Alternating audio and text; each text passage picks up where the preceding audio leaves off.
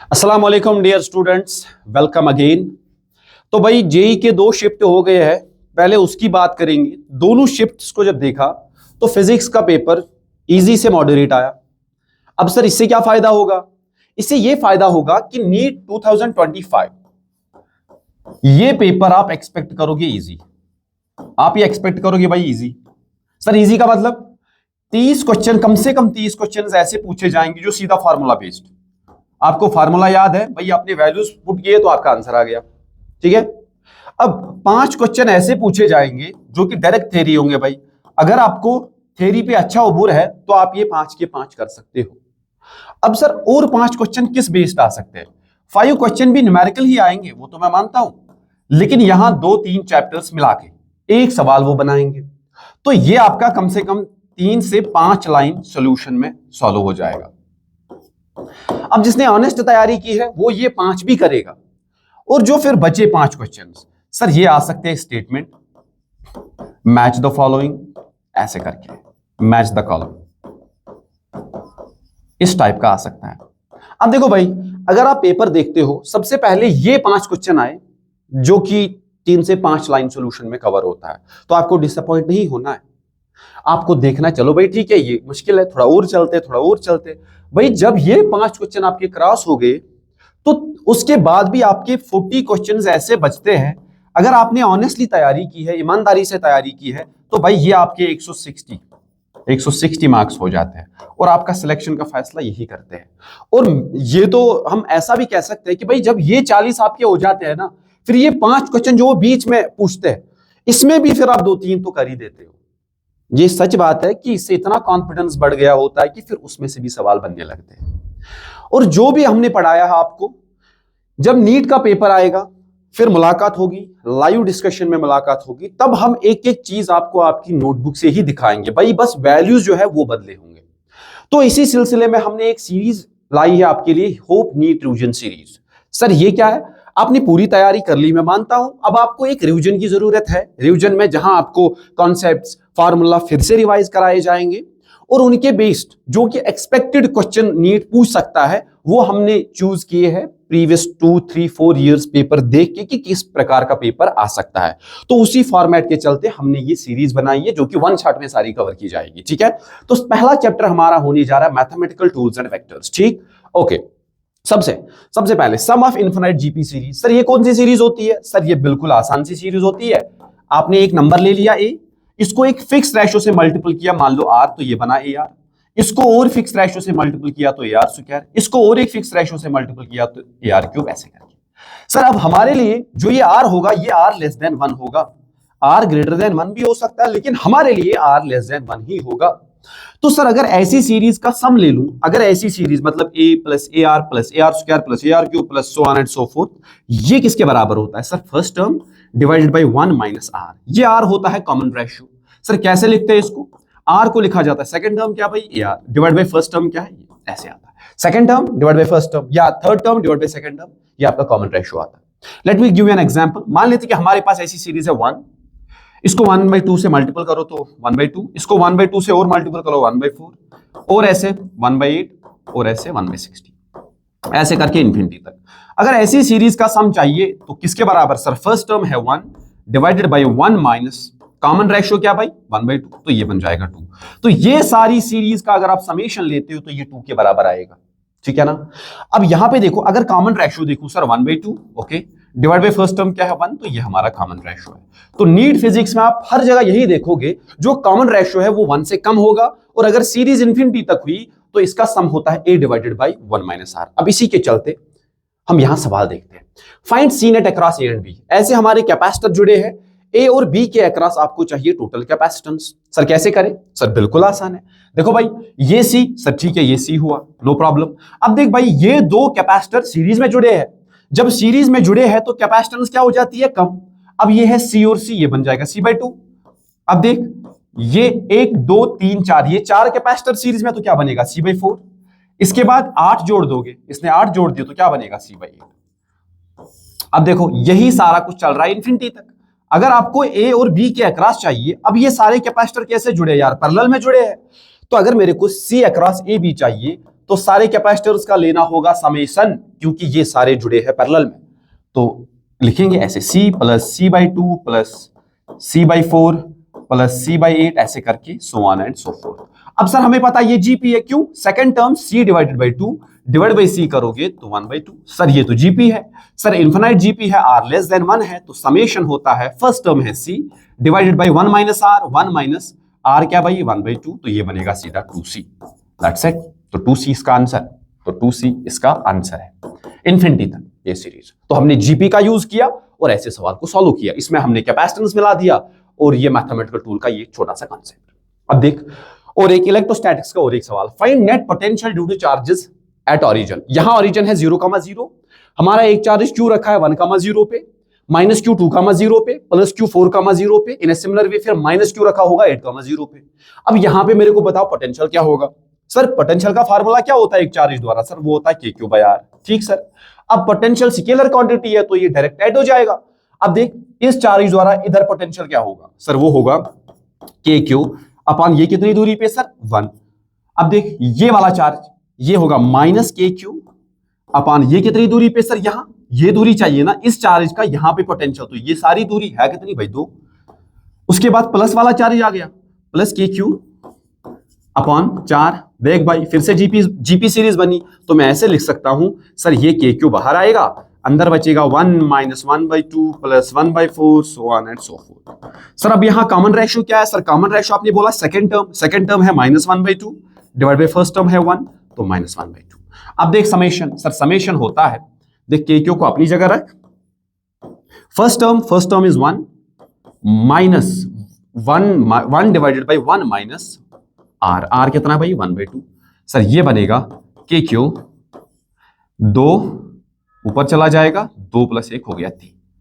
तो ये समेशन जो है ये समेशन आया। ठीक है सर, यही तो पोटेंशियल हुआ।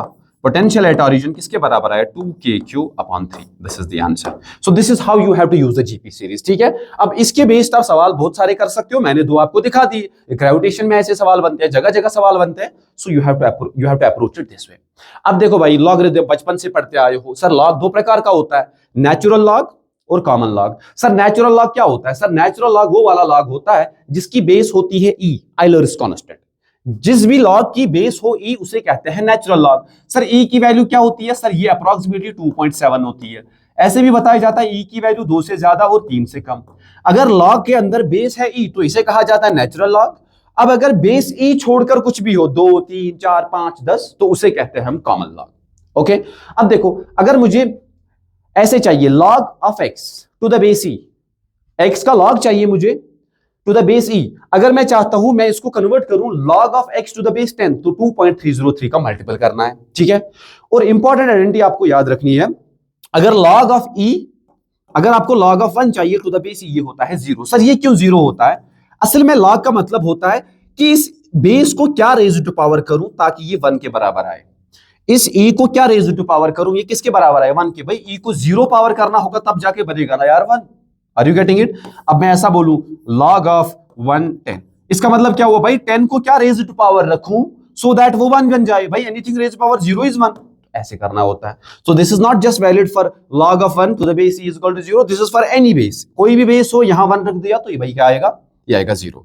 हाँ जी, अब देखो यहां पे एक नोट पॉइंट है। सर अगर ऐसे हमारा लॉग होगा, मैं चाहता हूं लॉग को उड़ा दूं, इसको सीधा सा एक्सपोनेंशियल में लाऊं, तो कैसे करूं? देखो भाई, इसका मतलब होता है कि ई को क्या रेज़ टू पावर रखूं वो एक्स के बराबर हो जाए। भाई अब ये खुद इज इक्वल टू वाई है ना, दैट मींस ई को क्या रेज़ टू पावर रखा जाए?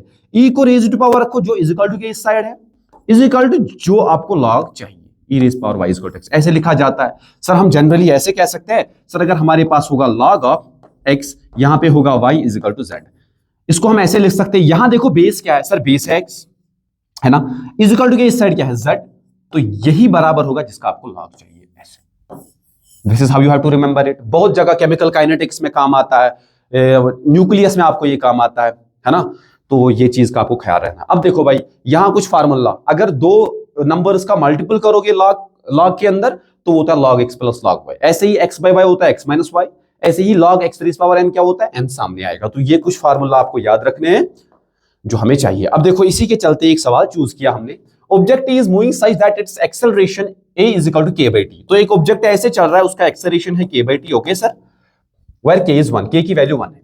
It's velocity at t is equal to 1 second. तो velocity at t is equal to 1 second कितनी है भाई?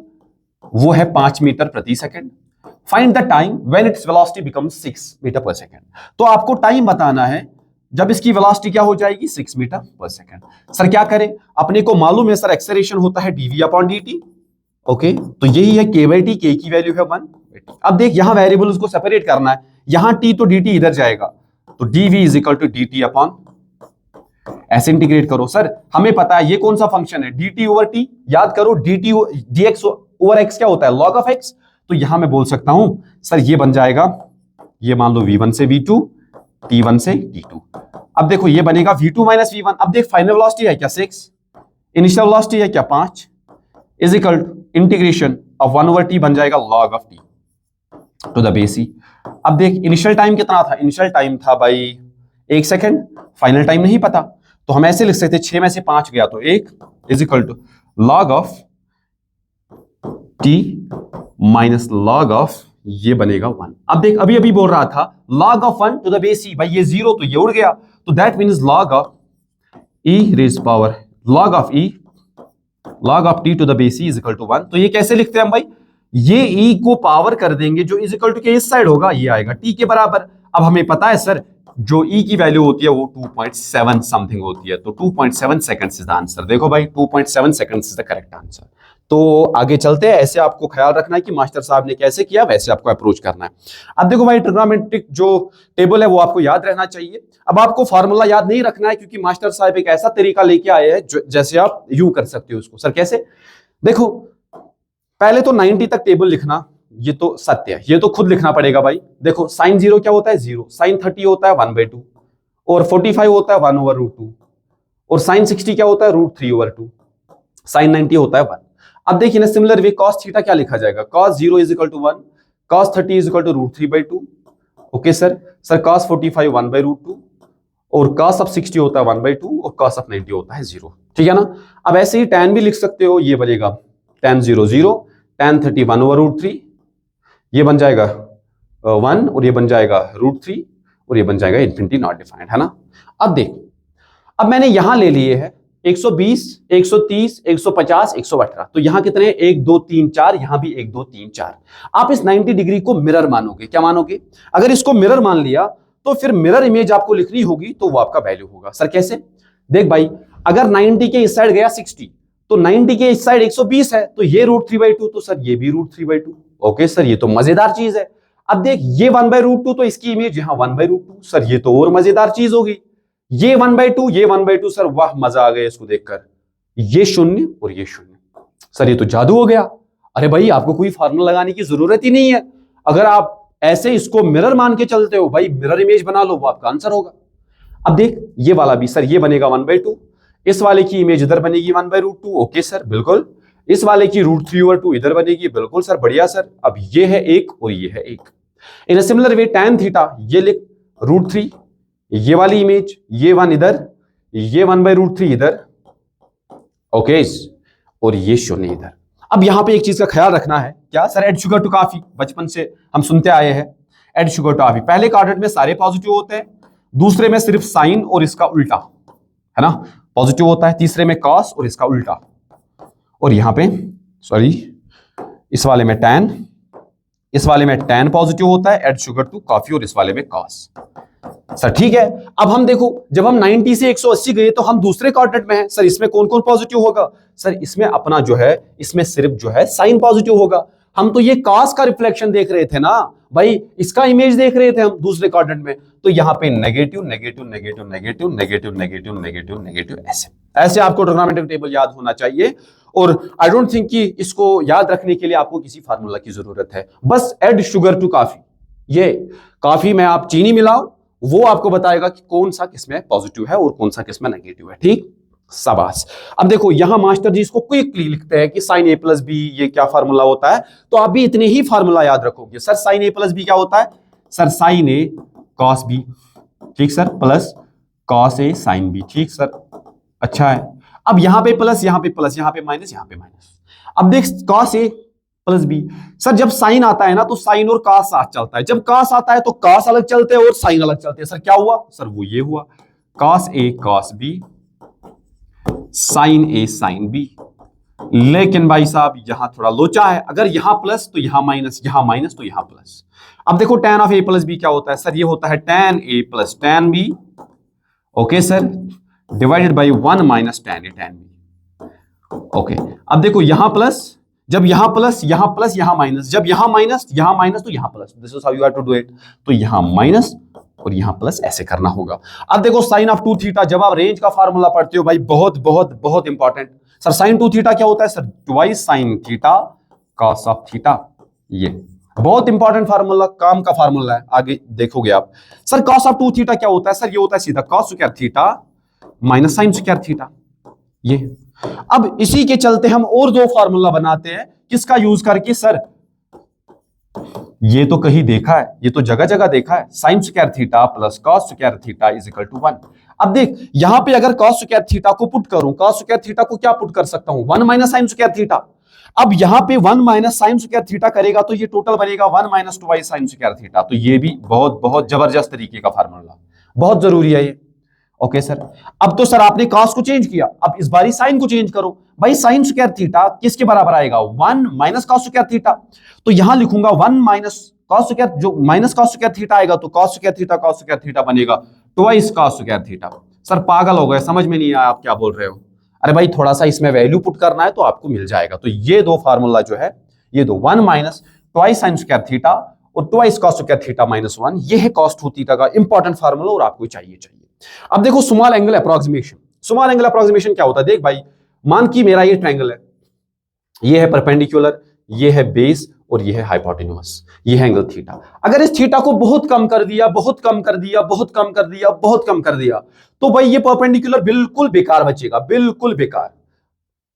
सर कितना कम बचेगा? ये मान ऐसे ऐसे, ठीक है। तो ये एंगल बहुत कम है सर, ये एंगल है थीटा। ओके सर, अब इससे क्या हुआ? तो भाई अगर मैं यहां पे साइन थीटा लिखूं, सर साइन थीटा को कैसे लिखा जाएगा? सर हमें पता है perpendicular upon base, sorry perpendicular upon hypotenuse. अब अगर थीटा को बहुत कम कर दिया तो भाई ये वाला साइड, अगर इसको आर बोलूं तो ये भी ऑलमोस्ट आर ही होगा। क्यों? सर एंगल बहुत कम है, तो ये परपेंडिकुलर इतना कम हुआ कि अब ये दो जो साइड्स है इनमें ज्यादा डिफरेंस नहीं है। अब इसको आर्क मान के चल, अगर इसको आर्क मान के चलेगा तो ये किसके बराबर होता है? सर ये होता है आर थीटा। अरे भाई L is equal to R theta होता है। अब देख sine theta is equal to perpendicular, sir perpendicular are theta upon hypotenuse है थीटा, हाइपोटेन्यूस है आर, आर और are cancel. Sir small angle approximation का ये कहना है sine theta is equal to theta. Sir कब? जब थीटा होगा बहुत स्मॉल और थीटा होगा रेडियंस में। अब देखो यहां पे एक इंपॉर्टेंट लिमिट बन जाता है हमारा। अगर मैं ऐसे लिखूं सर साइन थीटा को थीटा से डिवाइड कर दिया और ये बोला कि limit theta tends to 0, theta को बहुत बहुत बहुत बेकार कर दिया, बिल्कुल कम। सर अगर बहुत कम कर दिया तो साइन थीटा क्या बनेगा? Theta, theta divide by theta क्या बनेगा? 1। तो ये लिमिट फेमस लिमिट है, this limit is equal to 1, जगह जगह काम आता है हमें। इन अ सिमिलर वे हम tan थीटा को भी क्या लिखेंगे? सर tan थीटा होता है perpendicular upon base. Sir perpendicular upon base तो ठीक है, perpendicular are theta upon theta, r theta upon r, are और आर कैंसिल तो थीटा। अब देखो cos थीटा, cos थीटा क्या होता है भाई? बेस, बेस तो है आर, हाइपोटेन्यूस कितना है भाई? हाइपोटेन्यूस भी है are, r divide by r is 1। तो ये बहुत बहुत बहुत इंपॉर्टेंट है कि cos थीटा बन जाता है 1, tan थीटा और sin थीटा थीटा के ही बराबर बनते हैं अगर हम छोटा सा एंगल लेंगे। इसे कहते हैं small angle approximation. Are you getting it? लेकिन ये थीटा होना चाहिए भाई रेडियंस में। ऐसा नहीं कि आप बोलोगे sir degrees, sine 5 degree is equal to 5 degree. अरे भाई साइन की मैक्सिमम वैल्यू ही 1 होती है, तो उसको कन्वर्ट करना पड़ेगा रेडियंस में, तब जाके आप ऐसा लिख पाओगे। वेरी गुड, बहुत जबरदस्त।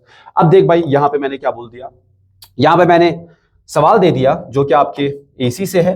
Equation of AC is given as I is equal to I naught cos omega t and AC voltage is given as V is equal to V naught sin omega t minus pi by 6। Basically यहां पे minus है, भूल के add करना।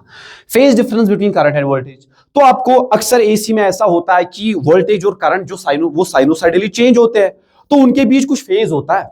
Are you getting it? मतलब t is equal to 0 पे supply जो current और वोल्टेज उनका क्या वैल्यू है, तो वो होता है बेसिकली फेज। अब देखो सर हमें तो ऐसे पता है, हम इसको फेजर से सॉल्व कर सकते हैं। Are you getting it? अगर आप इसको मतलब इसकी डायरेक्शन को फिक्स करते हो, फिर आप करंट को देखते हो वो ऊपर है कि नीचे, वैसे आप देखते हो। लेकिन यहां पे एक जुगाड़ है, जो जुगाड़ आपको बचाएगा। देखो भाई क्या, हम यहां पे एक शॉर्टकट यूज करेंगे। मैं इसको बोलूंगा चलो सर ये है साइन ओमेगा टी, इस डायरेक्शन को मैंने बोला साइन ओमेगा टी। अगर ये साइन ओमेगा टी तो भाई ये क्या होगा, माइनस साइन ओमेगा टी। बिल्कुल सर। तो भाई ये क्या होगा, 90 से आगे तो cos ओमेगा टी। तो भाई ये वाला क्या होगा, फिर ये होगा माइनस cos ओमेगा टी। तो फेजर क्या होता है भाई, जब भी कोई स्केलर क्वांटिटी ऐसे बिहेव करे कि हम उनको वेक्टर की, जो वेक्टर के लिए हम लाज लगाते हैं मैग्नीट्यूड वगैरह निकालने के लिए, अगर वो किसी भी स्केलर पे फॉलो होते हैं तो भाई हम उनको वैसे ही सॉल्व करते हैं, ऐसे फेजर मान के। सर फेजर वो स्केलर्स होते हैं जिनका एडिशन हो, सब्ट्रैक्शन हो, वो कुछ वेक्टर की तरह होता है, तो फिर हम वो कहलाते हैं फेजर्स। वेक्टर तो नहीं कहेंगे। Are you getting it? ठीक। अब देखो, इसने बोला भाई voltage V is equal to V naught sine omega t minus pi by 6। ये है भाई साइन ओमेगा टी, ये साइन ओमेगा टी का फेज। अब देख वोल्टेज का फेज वो है sine omega t minus pi by 6, तो वोल्टेज इस वाले फेज से कितना पीछे है, पाई बाई 6, तो ये होगी हमारी वोल्टेज। ये एंगल कितना हुआ सर, ये हुआ पाई बाई 6। सर ओके, समझ आया। अब देखो करंट का डायरेक्शन कैसे दोगे, सर ये है cos ओमेगा टी का फेज और ये है माइनस cos ओमेगा टी। भाई यहां तो माइनस cos ओमेगा टी है ना, तो करंट कौन से डायरेक्शन में होगा, तो करंट इसी डायरेक्शन में होगा, माइनस cos ओमेगा टी के फेज में। अब देखो इनके बीच फेज चाहिए, भाई ये पाई बाई 6 हुआ 30, तो ये बना पाई बाई 3 जो कि हुआ 60। This is the phase difference. जब भी आप एसी वाले सवाल करोगे भाई ऐसे ही करोगे, sign omega t minus sign omega T, cos omega t minus cos omega T. फिर आपको देखना आपकी जो सप्लाई है, आपका जो इनपुट आउटपुट जो भी है, वो कितना आगे है, वो कितना पीछे है, तो वैसे आप फेज लिख पाओगे। ठीक है ना? ओके सर, बढ़िया है। अब देखो भाई डिफरेंशिएशन, बेसिक से फार्मूला डिफरेंशिएशन। सर कांस्टेंट का 0 होता है, डिफरेंशिएशन कांस्टेंट का 0। Sir e raise power x, ये कुत्ते की दुम है, ये कभी सीधी नहीं होती। e रेज़ पावर x जैसा था वैसा ही डिफरेंशिएट होके निकलेगा। ऐसे ही cos का माइनस साइन, cosec का minus cosec x cot x, x rays power n का जो बहुत काम आता है हमें, n सामने आ गया, x rays power n minus 1। अब देखो डिफरेंशिएशन ऑफ cos क्या होता है, कुछ बच्चे सोचेंगे अरे सर ये तो होता है माइनस साइन। अरे नहीं भाई, यहां इसको चेंज कर रहे हो t के रेस्पेक्ट में, तो यहां भी t होना चाहिए था। अब तो ये 30 है, तो ये तो कांस्टेंट है, कांस्टेंट का डिफरेंशिएशन तो 0 होता है भाई। अब देख साइन का cos, tan का sec स्क्वायर x, और differentiation of log of x to the base e होता है 1 over x। Are you getting it? Sir अब इस डिफरेंशिएशन का लफ्जी मतलब क्या है, इसका लफ्जी मतलब जानने की कोशिश करेंगे। देख भाई, अगर हमारे पास एक फंक्शन है ऐसे y एंड x, कोई बॉडी ऐसे चल रही है, ये उसके नक्शे कदम है, मैं चाहता हूं भाई इस पॉइंट पे इसका स्लोप देखूं, इस पॉइंट पे, तो मुझे एक टेंजेंट ड्रा करना चाहिए। अब ये टेंजेंट हॉरिजॉन्टल के साथ कितना एंगल बनाएगा, दैट इज थीटा। तो इस पॉइंट पे जो कि एक टेंजेंट ड्रा की मैंने, तो इस पॉइंट पे अगर मैं स्लोप देखूं सर वो है tan थीटा। लेकिन यही tan थीटा बेसिकली आपका होता है इस पॉइंट पे dy बाई dx। अगर मैं डिफरेंशिएट करूं इस फंक्शन को x के रेस्पेक्ट में और इस पॉइंट पे वैल्यू देखूं, वो ऐसी ही बात है। अगर यहां पे एक टेंजेंट ड्रा करा और देखा वो कितना एंगल बना रही है वो टेंजेंट हॉरिजॉन्टल के साथ, उसका फिर स्लोप देखा, ये एक ही बात है। So differentiation gives us the slope. Are you getting it? किसका? टेंजेंट का, एक पॉइंट पर। सर थोड़ा एग्जांपल दीजिए। आपको पता है sir net force is equal to dp by dt। Sir कहने का मतलब slope of pt graph gives net force. That means अगर मोमेंटम को टाइम के रेस्पेक्ट में डिफरेंशिएट करूं तो आपको फोर्स मिलेगा। अब अगर एक पॉइंट की बात करूं तो आपको उस पॉइंट पे फोर्स मिलेगा। दैट मींस अगर आपका मोमेंटम वर्सेस ग्राफ कुछ ऐसा है, f वर्सेस, अगर आपका मोमेंटम वर्सेस टाइम ग्राफ कुछ ऐसा है और ये मान लो 30 डिग्री, मैं आपको बोलूं बताओ what is net force acting, आपको पता है एक स्ट्रेट लाइन का स्लोप चेंज नहीं होता। सर इसका स्लोप होता है tan of theta, sir tan 30 degree. Okay sir, लेकिन इसका स्लोप ऐसे भी लिखा जा सकता है dp अपॉन dt। लेकिन सर न्यूटन साहब ने कहा है dp अपॉन dt होता है नेट फोर्स। ओके सर, ये तो नेट फोर्स होता है, तो नेट फोर्स किसके बराबर आया? 1/√3। तो ये इसका लफ्जी मतलब है। Are you getting it? Sir और एक एग्जांपल दो। सर पावर जो होता है ना, that is dw upon dt। That means अगर वर्क और टाइम का ग्राफ देके है तो उसका स्लोप आपको क्या देगा भाई? वो आपको पावर देगा, उसका फिजिकल सिग्निफिकेंस है। दैट मींस सर वो क्या होता है? सर डिफरेंशिएट करा, दैट मींस आपने वो कर्व जो ड्रा की, एक पॉइंट पे टेंजेंट ड्रा करा, उसका स्लोप देखा कैसे? Sir tan theta. Sir angle कैसे आपने मेजर किया? सर हमने हॉरिजॉन्टल एक्सिस के साथ एंगल मेजर किया और कैसे घूमे? एंटी क्लॉक घूमे। अगर ऐसे क्लॉकवाइज घूमते भाई तो फिर नेगेटिव आता। Are you getting it? शाबाश। तो ये कुछ चीजें हो गई इसमें। हाँ जी, ये मैं बोल रहा था अभी कि इसका ये ज्योमेट्रिकल सिग्निफिकेंस क्या है। अब यहां पे मैं और एक एग्जांपल देता हूं। देखो भाई, अगर ऐसा कुछ ग्राफ है, अगर हमने फुटबॉल को किक करा ऐसे, तो प्रोजेक्टाइल कुछ ऐसा होता है ना। अब देख शुरुआत में शुरुआत में y भी 0 x भी 0, लेकिन यहां पे स्लोप ऐसा, तो इसका स्लोप है पॉजिटिव, इसका स्लोप है पॉजिटिव, तो dy बाई dx जो है इसका ये पॉजिटिव है। अब यहां पे देख स्लोप क्या हुआ सर, स्लोप हुआ 0। सर यहां पे क्या हुआ सर, स्लोप हुआ नेगेटिव। क्यों भाई, एंगल तो ऐसे बनाना, या ऐसे बोल सकते हो यहां ये ऑब्ट्यूस एंगल बना रहा है। अगर नीचे देखोगे, ऐसे नीचे देखोगे, जो भी नीचे की तरफ एंगल होता है भाई वो नेगेटिव होता है। तो इस पॉइंट पे स्लोप अपना क्या आया, नेगेटिव, इस पे क्या आया, पॉजिटिव, यहां पे क्या आया, 0। Are you getting it? तो ऐसे आपको स्लोप वगैरह देखना होता है। बाकी हमें पता है कि हाँ जी सर ये डिफरेंट डिफरेंट फार्मूलाज लेगा, जैसे F is equal to dp by dt, उसका सिग्निफिकेंस है, power is equal to dw upon dt, उसका सिग्निफिकेंस है। तो ऐसे इस चीज को समझना है, ठीक है ना भाई? ओके, हाँ जी। अब देखो और एक सवाल, सर ये सवाल क्या है? सर सवाल है एक पोटेंशियल, हाँ सर सवाल है potential energy of an oscillating particle is U is equal to minus u naught cos of x. तो पोटेंशियल एनर्जी एक पार्टिकल की जो कि ऑसिलेट कर रहा है वो ये है, यू नॉट कॉस ऑफ ऐसे alpha x. Find angular frequency of oscillation. तो इसने ओमेगा पूछा, सर इसने ओमेगा पूछा तो कहीं ना कहीं ये पार्टिकल क्या कर रहा है भाई, ऑसिलेट कर रहा है, ठीक है। अब कौन सा ऑसिलेशन भाई, यहां तो ये है ना कॉस, तो हार्मोनिक, तो कहीं ना कहीं ये एसएचएम होगा। सर पोटेंशियल एनर्जी जब भी होती है, पोटेंशियल एनर्जी बिना फोर्स के नहीं होगी। अब अगर फोर्स है वो कोई साधारण फोर्स नहीं होगा। सर वो कैसा फोर्स होगा? सर वो होगा कंजर्वेटिव फोर्स। जब भी पोटेंशियल एनर्जी होगी तो भाई वो किसी फील्ड के करस्पॉन्डिंग होती है। और कैसा फील्ड सर? जब भी फोर्स हो कंजर्वेटिव फील्ड, जैसे इलेक्ट्रोस्टैटिक फील्ड, जैसे इलेक्ट्रिक फील्ड होता है, ग्रेविटेशनल फील्ड होता है, ऐसे करके। सर हमें पता है अगर पोटेंशियल एनर्जी एक्स एक्सिस में ऐसे चेंज हो रही है तो आपका फोर्स भी कहां होगा सर, या तो प्लस एक्स में या तो माइनस एक्स में। सर ऐसे लिखेंगे F is equal to minus d u upon d x. Okay sir लिख दिया। सर यहां पे डिफरेंशिएट भी किया। अब देखो ये है माइनस यू नॉट कॉस का क्या होता है भाई, कॉस का होता है साइन ऑफ अल्फा एक्स, भाई माइनस कॉस का होता है माइनस माइनस, और ये हो गया प्लस, ऐसे। तो force is equal to u naught sine of alpha x. Are you getting it? फिर से देख, F को लिखा minus d u by d x, तो यहां पे लिखा d u by d x, तो यू नॉट बाहर आ गया, कॉस का तो आ गया साइन अल्फा, और एक अल्फा मल्टीपल होगा भाई इंटरनल डिफरेंशिएशन। अरे भाई इंटरनल डिफरेंशिएशन जो है वो तो मल्टीपल हो जाएगी। सर अब ये फोर्स किस प्रकार का है? बेसिकली यहां पे माइनस नहीं होना चाहिए।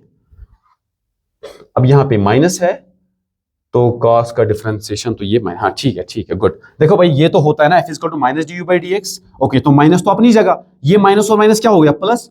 फिर कॉस का जो डिफरेंशिएशन है भाई वो है नेगेटिव, ये नेगेटिव है। अब इस नेगेटिव का सिग्निफिकेंस है, सर कौन सा सिग्निफिकेंस है? अगर अल्फा एक्स स्मॉल हुआ, अगर अल्फा एक्स बहुत स्मॉल हुआ, अभी अभी बोल रहा था स्मॉल एंगल अप्रॉक्सीमेशन, तो साइन अल्फा एक्स इसके बराबर होगा, sine alpha x will be approximately equal to alpha x. तो यहां पे फोर्स हमारा बन जाएगा, फोर्स देख क्या बन जाएगा, minus u naught alpha, alpha क्या बन जाएगा, अल्फा स्क्वायर एक्स। अब देख सर ये तो मजेदार चीज होगी, minus u naught alpha square x. Sir SHM का जो एग्जांपल होता है, जो उसके लिए रेस्टोरिंग फोर्स होता है, माइनस की एक्स होता है। तो के की वैल्यू क्या आई यार, के की वैल्यू आई ना यू नॉट अल्फा स्क्वायर। अब के किसके बराबर होता है सर, वो होता है एम ओमेगा स्क्वायर। सर यहां पे जो ओमेगा की वैल्यू आई वो आई U naught alpha square upon m under root. This is the angular frequency of this oscillating particle. तो ये ऐसे करना है इसको। मेरे को तो पहले ही समझ में आ गया था भाई ये ऑसिलेट करेगा, क्योंकि यहां पे क्या आया, कॉस फंक्शन, साइन या कॉस आता, मेरे को इधर ही पता चला था। अब इस माइनस का सिग्निफिकेंस ये है कि लास्ट में आपका जो फोर्स है वो किसके अपोजिट आया भाई, एक्स के अपोजिट आया। देख एक्स के अपोजिट आया तो ये रेस्टोरिंग फोर्स बना, रेस्टोरिंग फोर्स बना तो इसकी अपनी एंगुलर फ्रीक्वेंसी ऑफ ऑसिलेशन होगी, तो हमने यहां पे निकाल दी, ठीक। ओके सर, अब देख concept of maxima minima quickly बता देता हूं। मान कि ये ऐसा एक फंक्शन है, किसी डोमेन के लिए हमने इसको प्लॉट किया तो ऐसा। अब देख आपका x का वैल्यू कुछ भी हो भाई, y की वैल्यू इस पॉइंट से ज्यादा नहीं मिलेगी भाई, x की वैल्यू कितनी भी कम क्यों ना हो, इससे कम वैल्यू नहीं मिलेगी। सर ये इसका हो गया मैक्स और ये हो गया इसका मिनिमम, जो कि आपको यहां पे मिला, y का मिनिमम और y का मैक्सिमम। सर इन पॉइंट्स की खास बात बताइए। सर इन पॉइंट्स की खास बात ये है, यहां पे टेंजेंट ड्रा करा तो स्लोप क्या हुआ सर, स्लोप हुआ 0। यहां पे टेंजेंट ड्रा करा तो सर स्लोप क्या हुआ, सर स्लोप हुआ 0। सर अगर किसी भी फंक्शन का डिफरेंशिएशन, क्योंकि स्लोप तो होता है डिफरेंशिएशन, अगर किसी भी फंक्शन का डिफरेंशिएशन 0 हुआ, दैट मींस या तो मैक्सिमम आकर हुआ है या तो मिनिमम आकर हुआ है फंक्शन का। सर अब कैसे पता चलेगा कि मैक्सिमम ही है कि मिनिमम है?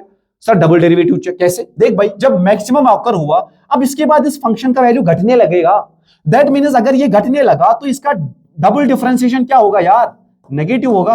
अब वो घट रहा है, देख नेगेटिव, यहां पे टेंजेंट से ड्रा करोगे तो वो क्या हो जाएगा भाई, नेगेटिव। यहां मैक्सिमम, अब मैक्सिमम आ गया है तो इसके बाद फंक्शन का वैल्यू बढ़ रहा है कि घट रहा है भाई, now it is decreasing, slope is decreasing. यहां पे देखिएगा जो स्लोप है वो डिक्रीज हो रहा है, तो सॉरी, तो यहां पे डबल डिफरेंशिएशन क्या आया, negative. In a similar way देख, यहां पे अगर मिनिमम आया, अब देख नाउ स्लोप इज इंक्रीजिंग, अगर स्लोप इंक्रीज हुआ तो दैट मींस जब भी आपका मिनिमम आकर होगा तब आपकी जो डिफरेंस, डबल डिफरेंशिएशन है, सेकंड डिफरेंशिएशन जो है वो पॉजिटिव हो जाएगी। सर इतना याद रखा हमने, सर एक फंक्शन का तब मैक्सिमम और मिनिमम आता है जब उसका स्लोप 0 होता है, और अगर अब मुझे देखना है कि मैक्सिमम है कि मिनिमम है तो मुझे डबल डिफरेंशिएट करना चाहिए। अगर डबल डिफरेंशिएशन नेगेटिव आया तो भाई मैक्सिमम आकर हुआ है, और अगर डबल डिफरेंशिएशन पॉजिटिव आया तो भाई मिनिमम आकर हुआ है। आगे सवाल में पता चलेगा। देख भाई ऐसे ही मैंने बोला, जो पोजीशन एक पार्टिकल की है वो ऐसे चेंज हो रही है। कैसे सर, पार्टिकल की पोजीशन चेंज हो रही है t³ minus 60 square plus 18t plus 9। अब क्या पूछा इसने, find minimum velocity. Sir minimum velocity चाहिए, ओके मिनिमम वेलोसिटी चाहिए, पहले v को लिख dx/dt, पहले वेलोसिटी तो देख यार, ये बनेगा 3t square minus 12t plus 18। Sir ये आ गई वेलोसिटी। सर अब अगर मेरे को मिनिमम वेलोसिटी चाहिए तो मुझे vt जो है, vt ग्राफ का स्लोप किसके बराबर करना है, 0 के, तो मैं देखूंगा dv/dt, ये किसके बराबर करूं, 0। भाई तभी तो मेरे को पता चलेगा कि कुछ पॉइंट्स मिलेंगे, या तो मैक्सिमम आकर हुआ है या तो मिनिमम आकर हुआ है। देख ये बनेगा 3 2 60 माइनस 12। अब देख 60 माइनस 12 इज इक्वल टू 0, तो t is equal to 12/6, 2 second. तो भाई 2 सेकंड पे या तो मिनिमम आकर हुआ है या तो मैक्सिमम आकर हुआ है। अब मैं डबल डेरिवेटिव चेक तो कर सकता हूं, लेकिन इसने सवाल में पूछा ना यार मिनिमम वेलोसिटी। अब देख वैल्यू एक ही मिली जहां पे या तो मैक्सिमम है या तो मिनिमम है, तो फिर ये पक्की ये जो वैल्यू है इस पे क्या आकर हुआ होगा भाई, इस पे मिनिमम आकर हुआ होगा। अब टाइम का वैल्यू पुट करोगे इसमें तो आपको मिलेगा मिनिमम वैल्यू। तो मिनिमम वैल्यू जो है सर वो आएगा 3 × 2 स्क्वायर माइनस 12 × 2 प्लस 18। तो कितना आएगा भाई, 2 2 4 4 3 12, तो 12 40 24, कितना हुआ, 2 2 4 3 12 प्लस 18 माइनस 24 तो 6 metre per second is the minimum velocity. तो भाई जो भी पार्टिकल जिसका पोजीशन वेक्टर कुछ ऐसे करके है उसकी वेलोसिटी कभी 6 से नीचे गई ही नहीं। तो ये हमने किसने सिखाया भाई, मैक्सिमम एंड मिनिमम कॉन्सेप्ट ने, ठीक है ना। अब देख इसने बोला object is moving on straight line y is equal to -4x - 5 and force acts on it is this, find work done. इसने बोला एक पार्टिकल ऐसे जा रहा है, अब उसका स्लोप कुछ ऐसा है, एक पार्टिकल ऐसे जा रहा है, मान ऐसे जा रहा है ऐसे, और उस पे जो फोर्स लगा भाई वो है 4i क्या प्लस 3j क्या। इस पे फोर्स ऐसे लगा, जबकि पाथ कुछ इसका ऐसा है, तो बताओ इस फोर्स ने कितना वर्क डन किया। सर अपने को मालूम है वर्क डन होता है फोर्स डॉट डिस्प्लेसमेंट। अब देख भाई यहां पे इसका स्लोप देख, इसका स्लोप है सर -4/3। अब देख फोर्स का स्लोप ऑफ फोर्स देख, स्लोप ऑफ फोर्स सर वो है y/x 3/4। सर ये कुछ अजीब चीज हो गई। अब देख फोर्स का जो स्लोप है और जो पाथ का, जिस पाथ पे चला उसका स्लोप, उनका प्रोडक्ट ले m1 × m2 भाई किसके बराबर आया, 3/4 × -4/3। ये और ये कैंसल। भाई जो मैथ वाला बच्चा होगा वो बहुत खुश होगा ये रिजल्ट देखकर। सर फोर्स का स्लोप और जिस लाइन पे ऑब्जेक्ट चला है उन दोनों स्लोप्स को मल्टीपल किया तो आया -1। दैट मींस ये फोर्स इसके परपेंडिकुलर लगा है भाई। जब भी दो लाइंस का स्लोप उनका प्रोडक्ट -1 के बराबर आता है तो वो एक दूसरे के परपेंडिकुलर होते हैं। दैट मींस फोर्स और डिस्प्लेसमेंट क्या है, परपेंडिकुलर, तो वर्क डन क्या आएगा, 0। ऐसे बहुत ही अच्छा सवाल मैंने इससे चूज किया है। अब ऐसे याद रखो कि सर अगर हमारे पास ऐसे दो लाइंस है, ये है एक लाइन और ये है दूसरी लाइन, अगर इनके बीच एंगल हुआ 90, सर इनके बीच एंगल 90 हुआ, इसका स्लोप है m1, इसका स्लोप है m2। सर ये तभी पॉसिबल है जब इन दो लाइंस का स्लोप्स का प्रोडक्ट होगा -1। बहुत इंपॉर्टेंट प्रॉपर्टी, और मैंने यहां पे इसी बेस पे सवाल कर लिया, ठीक है। अब देख current flowing through two wires as a function of voltage is plotted as, ऐसे IV ग्राफ आपको दे दिया, ये दो वायर्स का ग्राफ बना के है, तो आपसे पूछा रेजिस्टेंसेस का रेशियो। ये तो मैं नहीं बता रहा क्योंकि हमें पता है सर V = IR। अब देख अगर V = IR है तो यहां पे स्लोप, अगर मैं यहां पे स्लोप देखूं इस वाले ग्राफ का, तो ये बनेगा सर DI/dV, या ऐसे लिख सकते हैं I/V, या ऐसे लिख सकते हैं I/V = IR। तो क्या देता है आपको भाई, उल्टा रेजिस्टेंस का देता है।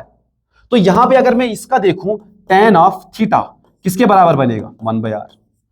इसी इन सिमिलर वे ये वाला बना रहा है एंगल 30, तो ये वाला कितना होगा भाई 60, उनको डिवाइड ही तो करना है।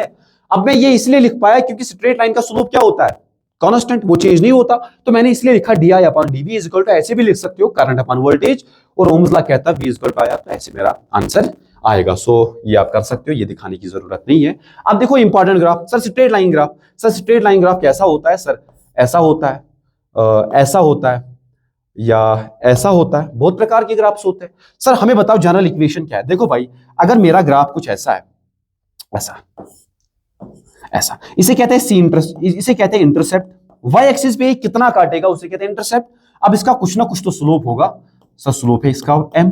अब इसकी इक्वेशन कैसे लिखी जाएगी, y is equal to mx plus c, ऐसे। अगर x को पावर 1 y को पावर 1, तो ये पाथ कैसा होगा भाई, स्ट्रेट लाइन पाथ होगा।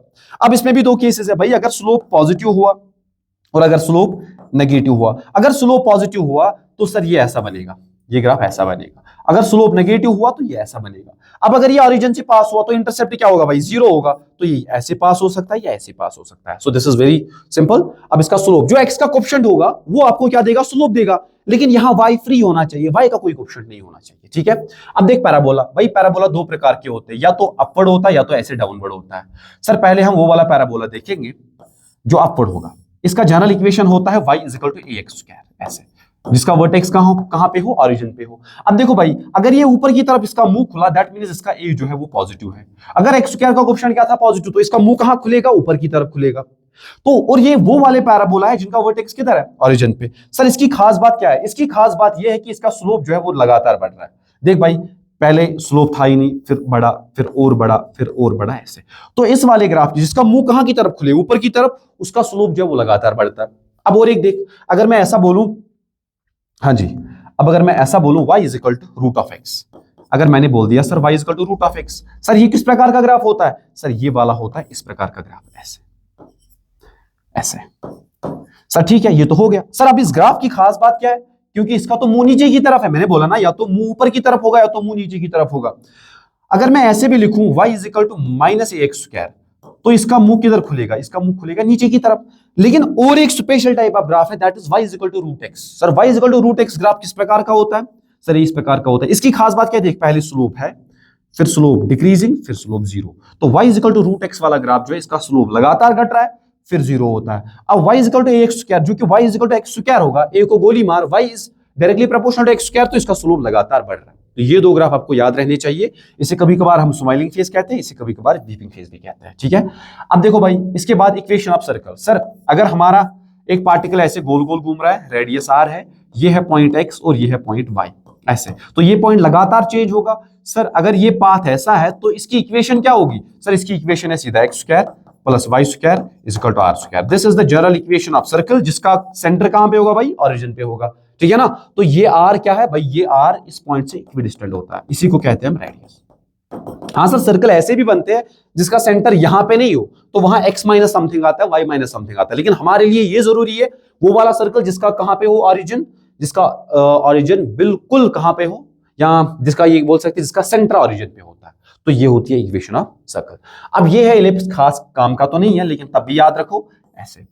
इसे कहते हैं semi major axis, length of semi major axis, इसे कहते हैं length of semi minor axis. अब देखो यहां पे मेरा कोई सा भी पॉइंट है x, y, तो इसकी इक्वेशन कैसे लिखी जाएगी sir, x square upon a square length of semi major axis plus y square divided by length of semi minor axis is equal to 1। This is the general equation of the ellipse. अब देख इसका special case, अगर a और b बराबर होंगे तो वो इस साइड जाएगा भाई, ये तो एक सर्कल बनेगा ना, ये ऐसे खुलेगा एक सर्कल की तरह। अब y is equal to x exponential का, बिल्कुल बढ़िया, y और x। अब देख अगर x बढ़ेगा तो भाई y लगातार बढ़ेगा और बहुत तेजी से बढ़ेगा। अब देख अगर x को 0 दोगे तो y क्या आएगा 1, तो ये यहां से शुरू होगा, यहां से 0,1। अगर x को 0 दिया तो भाई y की वैल्यू क्या आई 1, इसके बाद ये कहां उठेगा, ऊपर उठेगा। तो ये है एक्सपोनेंशियल ग्राफ, ये भी दिमाग में होना चाहिए। अब इसमें क्या इंपॉर्टेंट है भाई, इसमें ये पैराबोला, दो पैराबोला इंपॉर्टेंट है। एक तो ये वाला जिसका स्लोप बढ़ा, जो कि directly proportional to x square होता है, दूसरा y is equal to root x, ऐसे। ये वाला ग्राफ कुछ ऐसा होता है, इसका स्लोप जो है वो लगातार घटता है। और y is equal to mx plus c is the equation of the straight line, और y is equal to e raise power x भी याद रख सकते हो, इससे सवाल नहीं आता है इलिप्स वाले से, ठीक है, ओके। अब देखो इसमें से कौन सा ग्राफ मैटर वेव्स के लिए सही है, इनमें से कौन सा ग्राफ मैटर वेव्स के लिए। सर मैटर वेव क्या होती है, ऐसे जहां हम मोमेंटम और वेवलेंथ को ऐसे रिलेट करते हैं, जो कि डी ब्रॉगली साहब ने कहा मैटर वेव सर जिनका पार्टिकल नेचर भी वेव नेचर भी दोनों ठीक ठाक होते हैं। तो मैंने लिखा lambda is equal to 1/p, या ऐसे लैम्डा इज इक्वल टू ऐसे h/mv। भाई mv मोमेंटम होता है ना, इसने मोमेंटम और वेवलेंथ का ही ग्राफ बनाया है। अब देखो सर ये होता है lambda is inversely proportional to p।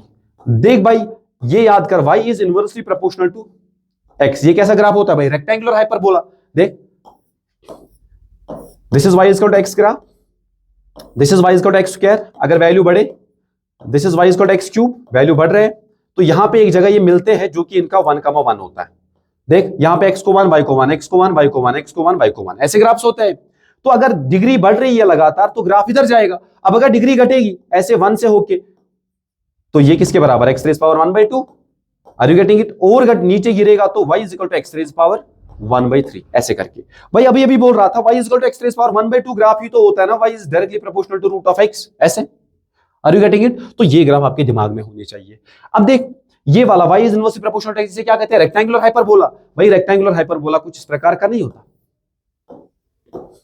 y is inversely proportional to, कहां गया, हाँ जी ऐसे। देख अगर x को 0 देगा तो y इंफिनिटी की तरफ है ना, और अब अगर ऐसे लिखेगा x is inversely proportional to y, अगर y को ही 0 देगा तो x कहां जाएगा, इंफिनिटी की तरफ। तो ये कौन से ग्राफ्स होते हैं भाई, ये होते हैं रेक्टेंगुलर हाइपरबोलास।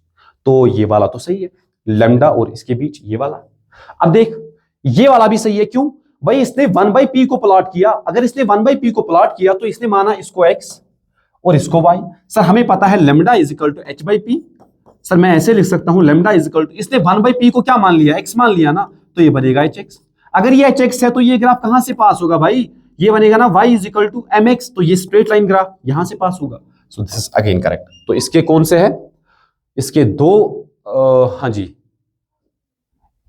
एक तो लैम्डा इज इक्वल टू ये, एक तो ये सही हो गया और दूसरा ये वाला सही हो गया। फिर से देखो इसको एक बार, lambda is equal to h/p है सर, हाँ जी सर। सर इसको ऐसे लिख सकते हैं, y is inversely proportional to ऐसे लिख सकते हैं। सर ये वाला होता है रेक्टेंगुलर हाइपरबोला, बिल्कुल सर ये सही है। तो यहाँ लैम्डा हो गया, यहाँ p हो गया। इसके बाद इसने क्या किया भाई, इसने 1/p को ही जब प्लॉट किया तो 1/p को प्लॉट किया, तब हमारा lambda is equal to h/p जो है, इस लैम्डा को बता दिया भाई ठीक है सर ये है h अपनी जगह, और 1/p को क्या बोल दिया x। भाई ये तो स्ट्रेट लाइन ग्राफ है ना, जो कहां से पास करे, जो ओरिजिन से पास करे। तो इसके दो आंसर है, एक तो भाई ये और दूसरा वाला ग्राफ ये, ठीक है ना। तो इसका जो और एक ऑप्शन बनेगा that is both A and B ऐसे करके, ठीक है। ओके भाई आगे चलते हैं। देखो जी, which of the object is dropped from some height, then which of the following graphs is correct for velocity and displacement. भाई ऑब्जेक्ट को ड्रॉप किया तो इनिशियल वेलोसिटी क्या होगी, 0। अब देख हमें पता है v² minus u² is equal to 2as होता है, हाँ जी सर बिल्कुल होता है। अब इनिशियल वेलोसिटी क्या है, 0। अब तो हम ये कह सकते हैं ना सर 2as रूट, भाई 2a को गोली मार, ये v किसके प्रोपोर्शनल है, रूट s। अभी अभी याद कर मैं बोल रहा था y is directly proportional to root x। Graph कैसा होता है भाई, ये ऐसा ग्राफ नहीं होता क्या, बिल्कुल सर ऐसा ग्राफ होता है, y और x का ग्राफ कुछ ऐसा होता है। अब इसने क्या बोल दिया भाई, इसने y को बोल दिया वेलोसिटी और इसको बोल दिया डिस्प्लेसमेंट, तो ग्राफ कैसा होगा ऐसा। बढ़िया सवाल है, हमने ग्राफ थ्योरी से कर दिया जो कि मैं आपको बता चुका हूं, शाबाश सर। अब देखो इक्वेशन ऑफ एसी, हाँ equation of AC is this, find average value of current in half cycle. Equation AC का दे रखा है तो आपको एक हाफ साइकिल में एवरेज वैल्यू चाहिए। अब देख किसी भी फंक्शन का अगर आपको एवरेज चाहिए, अगर मैं लिखूं y is equal to f of x, मैं बोलूं इस फंक्शन का मुझे एवरेज बताओ x1 से लेकर x2 तक, सर ऐसे करना होगा सर, एवरेज वैल्यू ऐसे आएगा y dx divided by dx integration x1 x2, fundamental formula ऐसे। This will give you average value of any function from x1 to x2। Sir कैसे, याद करो पावर किसके बराबर होता है, dw अपॉन dt। ये तो इंस्टेंटेनियस पावर है। अब अगर मेरे को एवरेज पावर चाहिए तो मैं क्या कर सकता हूं, मैं ऐसे लिख सकता हूं sir dw is equal to p dt। अब अगर मुझे टोटल वर्क डन चाहिए तो इंटीग्रेट करूंगा। अब अगर मुझे एवरेज पावर चाहिए, this is total work done, तो डिवाइड बाय करूंगा ना यार टोटल टाइम। मान की टोटल टाइम है t2 माइनस t1, तो यहां पे भी t2 माइनस t1, तो लिमिट से t1 से लेकर t2।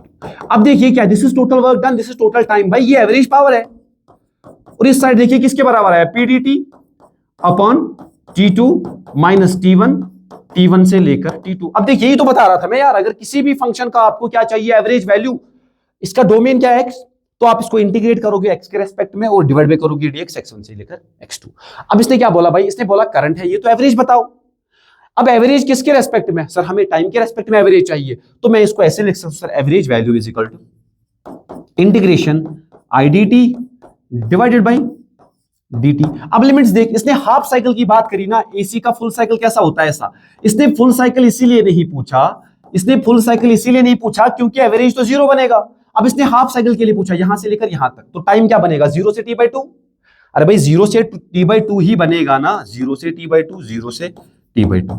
अब देख, आपको करंट का फंक्शन इसने दे दिया I0 sine of omega t dt, यहां पे इंटीग्रेट करोगे 0 से t/2, यहां भी 0 से t/2 इंटीग्रेट करोगे, तो यहां पे आपको जो वैल्यू आएगी जब कैलकुलेट करोगे 2I0 अपॉन पाई।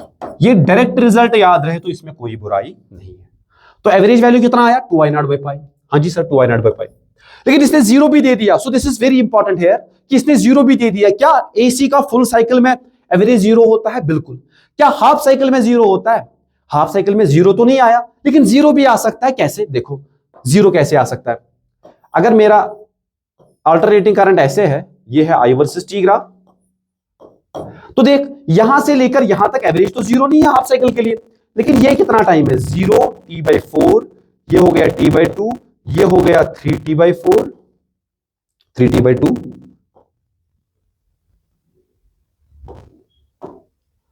ये हो गया देखो t/2 और t/4 ऐड करोगे तो ये बनेगा 3t/4। ऐसे ही अब देखो भाई, ये भी तो एक हाफ साइकिल है ना, ये भी तो एक हाफ साइकिल है। अब IT ग्राफ का जो एरिया वो आपको चार्ज देता है। अगर आपको एवरेज करंट चाहिए तो आप बोलोगे ना total charge upon total time. देखो यहां से लेकर यहां तक जो चार्ज है वो एक ही डायरेक्शन में फ्लो हुआ है, लेकिन जब आप ये वाला आधा साइकिल लोगे यहां से लेकर यहां तक, तो इसमें अगर चार्ज क्लॉकवाइज इतना फ्लो हुआ है तो एंटी क्लॉक में एग्जैक्टली उतना ही फ्लो हुआ है, क्योंकि इन दोनों का एरिया तो बराबर है। अगर इन दोनों का एरिया बराबर है तो हम ये कह सकते हैं कि एवरेज वैल्यू हाफ साइकिल के लिए 0 भी होता है। बहुत बहुत इंपॉर्टेंट, इसे आप मार्क करके रखो, ये आ सकता है sir average value half cycle के लिए 0 भी होती है, और हाफ साइकिल के लिए उसका वैल्यू 2I0 बाई पाई भी होता है, where I0 is the peak value. ठीक, तो ये दिमाग में रखोगे आप। हाँ जी, अब इसने बोला object is moving on the curve of equation x² + y² equal to 25। तो एक आदमी ऐसे चला, कैसे सर, ऐसे, ये पाथ है उसका। अब देख इसने इक्वेशन दे दी x² + y², x² + y² is equal to 25 को लिख सकता हूं 5²। तो भाई ये इक्वेशन ऑफ सर्कल है, तो ये कितनी दूरी पे घूम रहा है, ओरिजिन से 5 मीटर की दूरी पे घूम रहा है। अब इसने क्या बोला, find distance when object moves from 0,5 to 0,5। भाई 0,5 किधर होता है, इधर। अब 0,-5 किधर है सर, 0,-5 इधर है। इसने बोला बता भाई इसने कितनी डिस्टेंस ट्रैवल की। सर इसने जो डिस्टेंस ट्रैवल की वो तो इसके बराबर हुआ ना, ये सर्कमफ्रेंस। सर हमें पता है टोटल सर्कमफ्रेंस होता है 2πr, इसी का आधा इसने ट्रैवल किया, तो ये आया पाई इंटू रेडियस कितना है भाई 5, तो 5π is the correct answer, 5π metres is the correct answer. तो इसीलिए इक्वेशन उसको दिमाग में रखना बहुत बहुत इंपॉर्टेंट हो जाता है।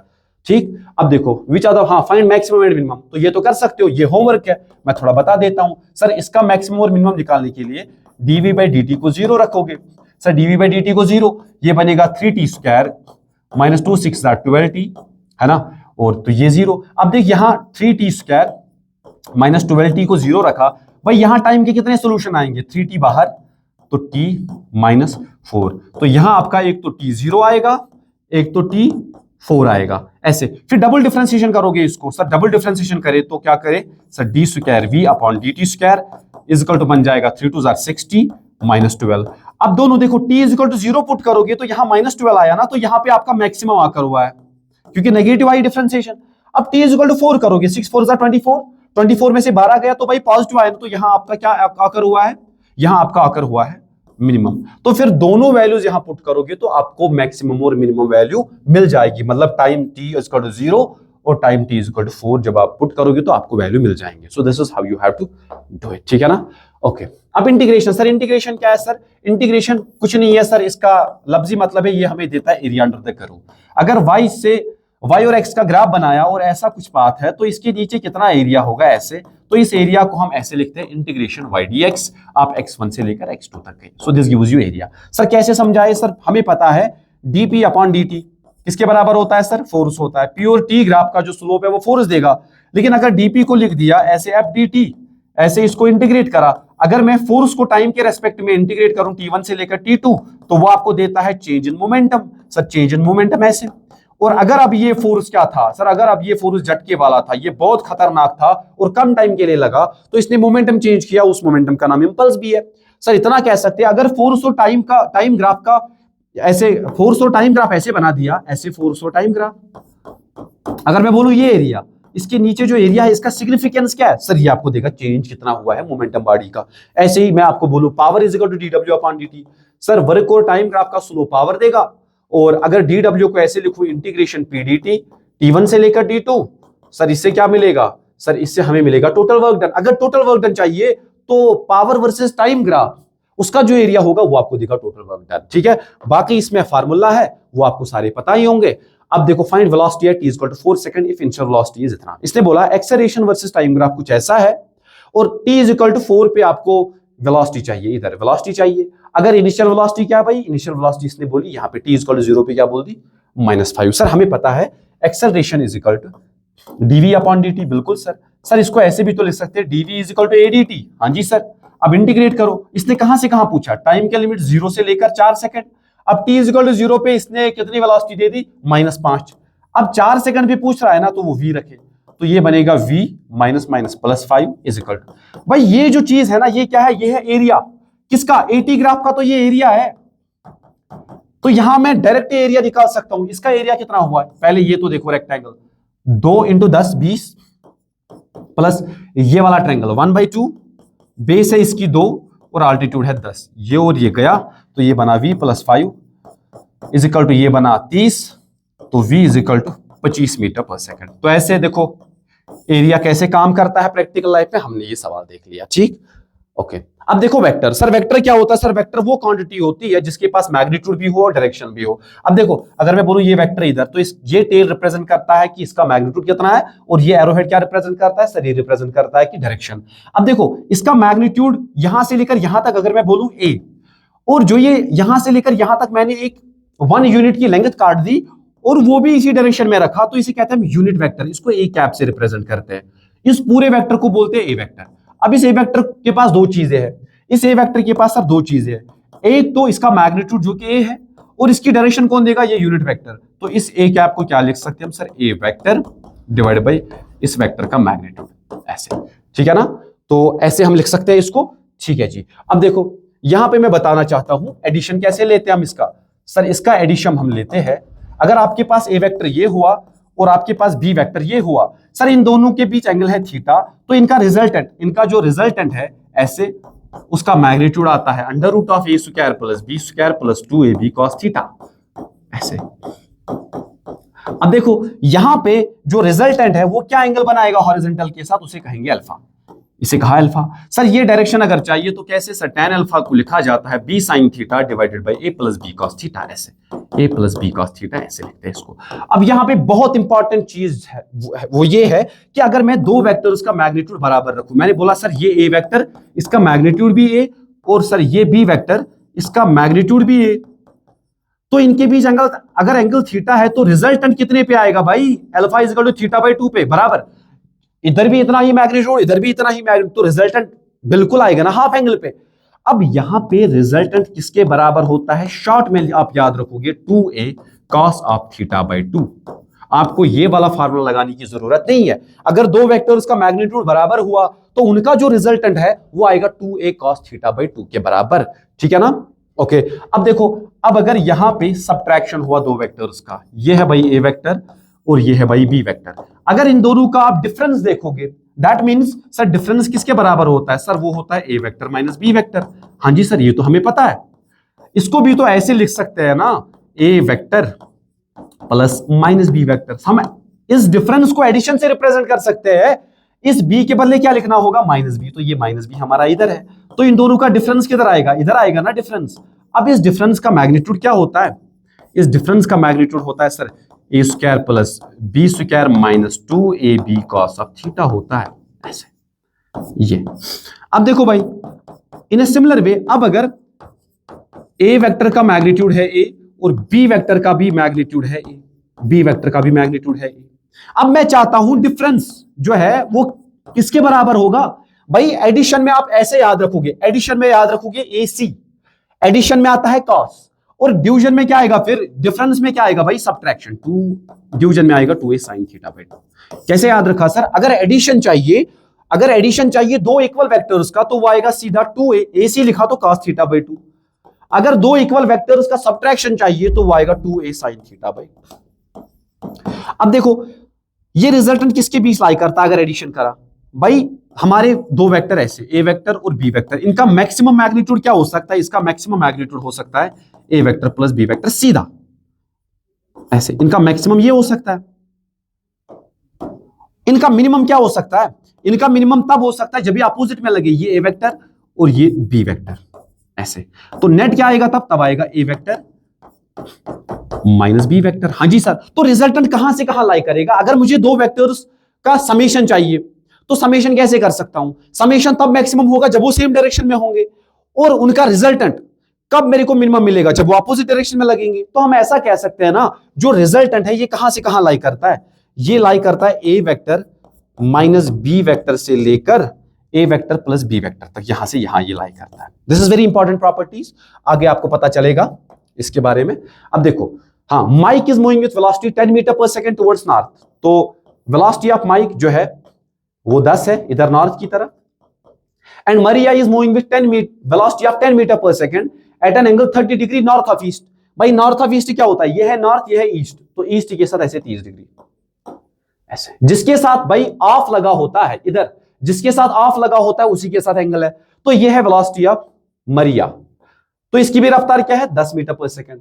इसने क्या बोला, find relative velocity of Mike with respect to Maria. भाई रिलेटिव वेलोसिटी क्या होती है भाई, ये तो सब्ट्रैक्शन होता है। Relative velocity of Mike with respect to Maria is given by velocity of Mike minus velocity of Maria. Sir ये तो डिवीजन हुआ, सर अगर ये डिवीजन हुआ दोनों का मैग्नीट्यूड बराबर है 10 और 10, तो सर हम सीधा लिख सकते हैं ना, जो हमारा डिफरेंस है, जो हमारा डिफरेंस है वो है 2a sin theta upon 2 is equal to 2a की वैल्यू है 10 साइन ऑफ, भाई इनके बीच एंगल देखो, इनके बीच एंगल है कितना 60, तो 60/2 कितना आएगा 30, तो ये आएगा 20 sin 30 मतलब √3/2, तो 2 10, तो 10√3 is the relative velocity. Sir relative velocity क्या होती है, अगर मुझे चाहिए relative velocity of Mike with respect to Maria, तो मैं वेलोसिटी ऑफ माइक में से वेलोसिटी ऑफ मरिया को माइनस कर दूं, that is the relative velocity. That means अगर ऑब्जर्वर मरिया ही है और वो माइक को देख रही है, तो उसको माइक की रफ्तार क्या नजर आएगी। अब मैंने क्या जुगाड़ लगाया, मुझे पता है भाई दोनों की जो वेलोसिटी का मैग्नीट्यूड है वो बराबर है। अब ये एंगल अगर 30, तो इनके बीच एंगल कितना आया भाई 60 आया ना, तो मैंने जुगाड़ लगाया 2a sin थीटा बाई 2 और मेरे को आंसर आ गया। ओके जी, हाँ जी। अब यहां पे भी इसने क्या बोल दिया, इसने बोल दिया equation of electric field in space is given by E is equal to 4i cap plus 6, तो इसने इलेक्ट्रिक फील्ड बोल दिया ऐसे 4i कैप प्लस 6 कैप। हाँ जी, which are the following equation represents equipotential line, तो इसने बोला ये जो कुछ इक्वेशंस है इनमें से कौन सी इक्विपोटेंशियल लाइन होगी। पहले समझो equipotential surface, sir equipotential surface पे एक पोटेंशियल हर पॉइंट पे सेम होता है, और इलेक्ट्रिक फील्ड उसको कैसे कट करता है, इलेक्ट्रिक फील्ड उसको हॉरिजॉन्टली कट करता है। इसका मतलब ये है कि अगर ये इलेक्ट्रिक फील्ड एक्स एक्सिस में है, तो इलेक्ट्रिक फील्ड का कोई भी कंपोनेंट इस सरफेस पे आपको नहीं मिलेगा। Very important to understand. हाँ, अगर Ex जो है, Ex के कारण, इस इलेक्ट्रिक फील्ड के कारण पोटेंशियल प्रोड्यूस हुआ, लेकिन उस Ex का कोई भी कंपोनेंट इस पे नहीं है। हाँ, इस पे कोई और पोटेंशियल हो सकता है किसी और के कारण, लेकिन इस इलेक्ट्रिक फील्ड के लिए ये वाली सरफेस क्या है पोटेंशियल, तो 90 पे। अब याद करो, इस पे अगर कोई भी लाइन ड्रा करूं, उसका स्लोप और इसका स्लोप उनका प्रोडक्ट -1 होना चाहिए। कुछ टाइम पहले ही मैंने बोला, if two vectors are perpendicular या if two lines are perpendicular the product of their slopes is -1। अब यहां पे देख इलेक्ट्रिक फील्ड का स्लोप क्या है, इलेक्ट्रिक फील्ड का स्लोप है m1 is equal to y/x, तो 6/4, दैट मींस 3/2, ऐसे 2 दूनी 4। हाँ, अब देख इक्विपोटेंशियल लाइन अगर इस सरफेस पे ले लूं, तो उसका स्लोप क्या होना चाहिए, उसका स्लोप होना चाहिए m1 इंटू m2 होना चाहिए -1, तो उसका स्लोप होना चाहिए भाई -2/3। अगर -2/3, तो यहां पे देख सकता है -2/3, इसका तो नहीं हो सकता, इसका देख, इसका बनेगा 6y is equal to -3x 3 दूनी तो इसका भी नहीं बन सकता, और इसका देख 2y plus 3x is equal to 0, तो 2y is equal to minus 3x, y is equal to minus 3/2, not possible. अब देख यहाँ पे 3y minus 2x is equal to 0, तो यहाँ पे y इज इक्वल टू क्या आया 2/3। बेसिकली यहाँ पे प्लस है प्लीज करेक्ट इट। तो y की वैल्यू क्या आई -2/3। अगर ये -2/3 आई, इस -2/3 को 3/2 से मल्टीपल करोगे भाई तब प्रोडक्ट -1 आएगा। तो इसीलिए इस चीज का ख्याल रहे, अगर इलेक्ट्रिक फील्ड एक्स एक्सिस में है ऐसे, उसका स्लोप देखा, जो इस इलेक्ट्रिक फील्ड के लिए इक्विपोटेंशियल सरफेस बनेगी उस पर कोई भी लाइन करूं, उस पर कोई भी लाइन अगर मैंने ड्रा कर दी ऐसे, तो उसका स्लोप क्या होना चाहिए भाई, उसका स्लोप और इस इलेक्ट्रिक फील्ड का स्लोप का प्रोडक्ट -1 होना चाहिए। So this is how you have to do it. हाँ जी, अब बिल्कुल लुल्लू सा सवाल, ऑब्जेक्ट मूव 3 मीटर ईस्ट, तो 3 मीटर ईस्ट ये चला तो इसको लिखोगे 3i कैप, 8 मीटर नॉर्थ तो 8j cap, and 9 metre west, पहले ईस्ट तो 9 मीटर वेस्ट मतलब -9i कैप। फिर से भाई ईस्ट की तरफ 3 मीटर ईस्ट चला, फिर 9 मीटर कितना चला, 3 मीटर ईस्ट तो 3i कैप, 8 मीटर नॉर्थ तो ऊपर की तरफ, फिर से वेस्ट 9 मीटर तो -9। डिस्टेंस क्या आएगा सर, सीधा ऐड करना है, 8 9 10 11, 11 और 9 20 मीटर इज द डिस्टेंस। अब डिस्प्लेसमेंट वेक्टर तो यही होगा सर, अगर डिस्प्लेसमेंट चाहिए तो मेरे को चाहिए इसका मैग्नीट्यूड, जो ये पोजीशन वेक्टर बना है sir, 3 square plus 8 square plus 9 square जो आएगा सर वो हमारा डिस्प्लेसमेंट होगा। Very simple. तो डिस्प्लेसमेंट के केस में आपको हमेशा आंसर लिखना होगा आई, जे और के टर्म्स में, राइट। ठीक, अब देखो इसने बोला मैग्नेटिक फील्ड का इक्वेशन इसने दे दिया, B is equal to 3i cap plus 4j cap plus 5k cap, and electric field इसने दे दिया, इलेक्ट्रिक फील्ड का जो वैल्यू है इसने दे दिया 2k कैप। अब ये पूछ रहा है angle between electric field and magnetic field. अब याद करो, अगर मैं दो वेक्टर्स का डॉट प्रोडक्ट ले लूं, वो किसके बराबर होता है sir, A B cos of theta. What is theta, theta is the angle between these two vectors. अब इन दोनों का अगर डॉट प्रोडक्ट लेता हूं, देखो भाई ये वाली टर्म तो चाहिए ही नहीं। अब देखो ये बन जाएगा 5 2 10, इनका डॉट प्रोडक्ट, भाई आई को आई के साथ, जे को जे के साथ, के को के के साथ। अब देख ए का मैग्नीट्यूड सर 3 3 9, 4 4 16, 5 5 25 सर, ये आ गया। अब देख बी का मैग्नीट्यूड कितना है, बी का मैग्नीट्यूड है 2, तो कॉस ऑफ थीटा ये कितना बन जाएगा सर, ये बन जाएगा 10 इज इक्वल टू 34, ये बन जाएगा 16 25, 25 और 25 कितना हो गया 50, तो 50 में से 5 बाहर, 5 √2 into 2 cos of theta.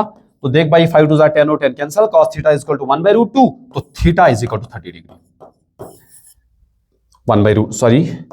1/√2 that means 45 degree. So 45 degree is the correct answer. तो ऐसे इसको करना है। तो यहां पे हमारा डॉट प्रोडक्ट भी कंप्लीट हुआ।